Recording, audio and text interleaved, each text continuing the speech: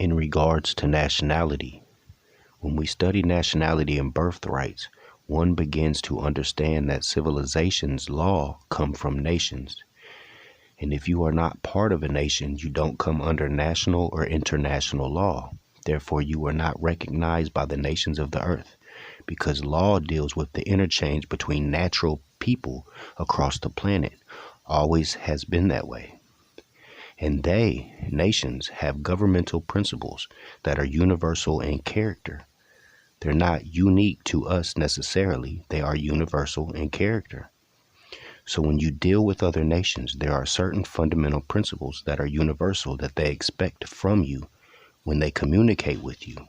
And if you don't display a knowledge of them, then you are in violation of divine law and are outside of the law or considered what's called an outlaw, of which the natural citizens and government can do whatever they want to you and get away with it. If you are looking to belong to or become a part of a Cornish body politic, it is important for you to know that it begins with you. You must become conscious that you are the body politic that you have been looking for. Once you are secure in your knowledge of nationality and national principles, then and only then can you be an active and productive part of a body politic. You must be active and not passive in these matters as they pertain to you. There are protocols to follow in protecting your rights of birth. The protections of your birthrights are secured in the constitutions. Essentially, this means you must enforce the Constitution.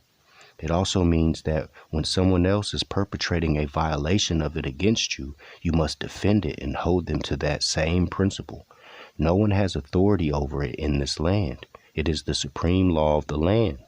It is written in the spirit of divine law, and from it comes natural, national law. Anything to the contrary of it is notwithstanding, has no standing.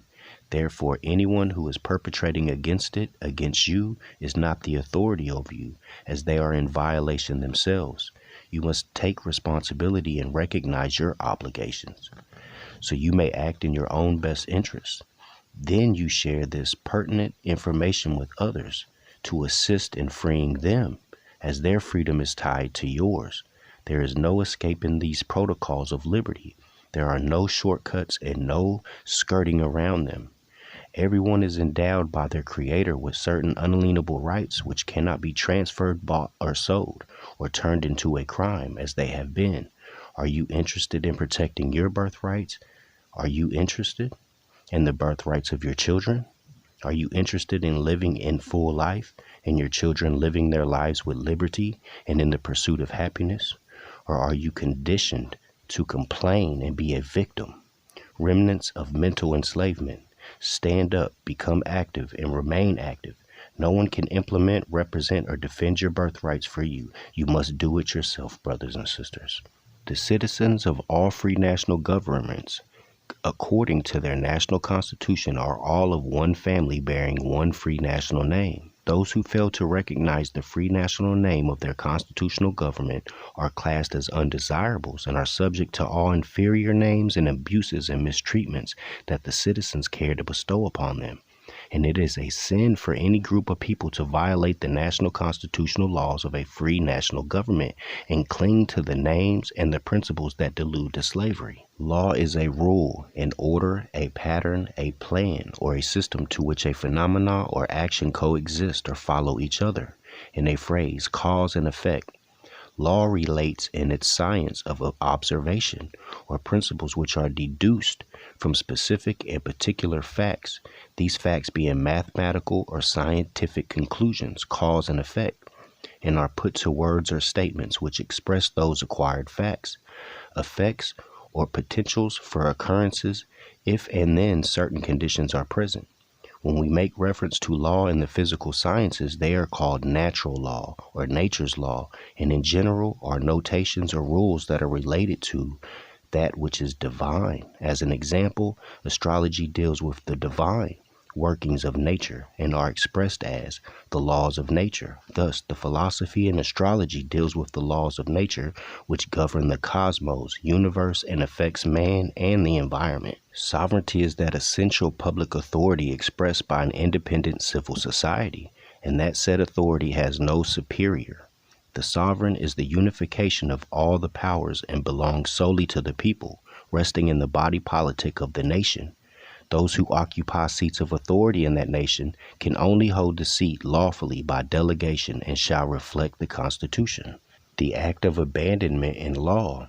Abandonment, the surrender, relinquishment, disclaimer, or cession of property or of rights. Voluntary relinquishment of all rights, title, claim, and possession, when the intention of not reclaiming it. The giving up of a thing absolutely without reference to any particular person or purpose, as vacating property with the intention of not returning, so that it may be appropriated by the next comer or finder. Intention to forsake or relinquish the thing is an essential element to be proved by visible acts. The voluntary relinquishment of possession of a thing by the owner with intention of terminating his ownership, but without vesting it in any other person. The relinquishment of all title, possession, or claim, or a virtual intentional throwing away of property. Abandonment includes both intention to abandon and the external act by which the intention is carried into effect. In determining whether one has abandoned his property or rights, the intention is the first and paramount object of inquiry, for there can be no abandonment without the intention to abandon. Generally, abandonment can arise from a single act or from a series of acts. Time is not an essential element of abandonment, although the lapse of time may be evidence of an intention to abandon, and where it is accompanied by acts manifesting such an abandonment. Abandonment differs from surrender, and that surrender requires an agreement, and from forfeiture, and that forfeiture may be against the intention of the party alleged to have forfeited. Abandonment includes both the intentions to abandon and the external act by which the intention is carried into effect. In determining whether one has abandoned his property or rights, the intention is the first and paramount object of inquiry, for there can be no abandonment without the intention to abandon. Universal Declaration of Human Rights.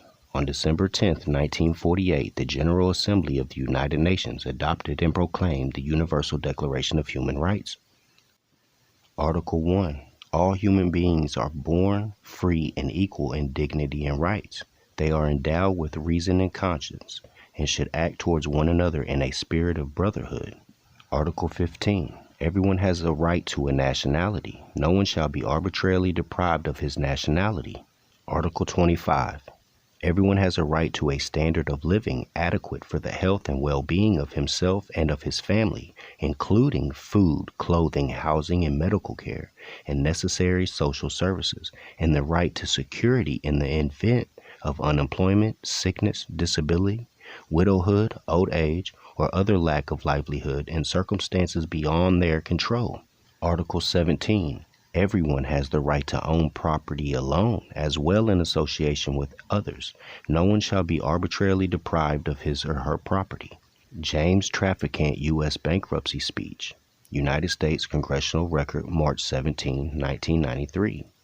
It is an established fact that the United States federal government has been dissolved by the Emergency Banking Act, March 9, 1933. Being bankrupt and insolvent, gold and silver were such a powerful money during the founding of the United States of America that the founding fathers declared that only gold or silver coins can be money. Since gold and silver coinage were heavy and inconvenient for a lot of transactions, they were stored in banks, and a claim check was issued as a money substitute.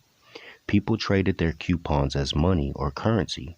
Currency is not money, but money substitute. Redeemable currency must promise to pay a dollar equivalent in gold or silver. Federal Reserve notes, FRNs, make no such promises and are not money. A Federal Reserve note is a debt obligation of the federal United States government, not money. The federal United States government and the U.S. Congress were not and have never been authorized by the Constitution for the United States of America to issue currency of any kind, but only lawful money, gold and silver coin. We have already ran 10 minutes. I hope that you enjoyed the demonstration in regards to nationality, birthright, protection of your property, human rights, etc.